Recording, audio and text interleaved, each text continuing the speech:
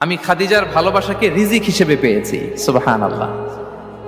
রাসূল সাল্লাল্লাহু আলাইহি ওয়াসাল্লাম এই শব্দটা ইউজ করেছেন, রিজিক, রুজিকতু হুব্বাহা।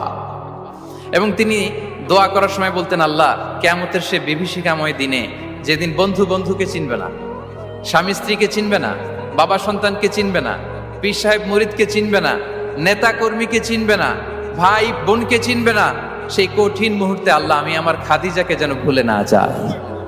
রুজিকতু হুব্বাহা। খাদিজার প্রতি ভালোবাসা আল্লাহ তাআলা আমার হৃদয়ে রিজিক হিসেবে দিয়েছে।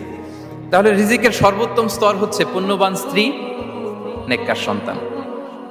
আর রিজিকের পরিপূর্ণ স্তর হচ্ছে মহান আল্লাহ তাআলার সন্তুষ্টি। রিজকের পরিপূর্ণ স্তর যেটা, সেটা হচ্ছে রিদাল্লাহ, আল্লাহ তাআলার সন্তুষ্টি। আমার আল্লাহ যদি আমার উপর সন্তুষ্ট হয়ে যায়, আমাদের আর কিছু লাগে? আর কিছু লাগবে? এটাই তো আমাদের এক্সপেকটেশন, এটাই তো আমাদের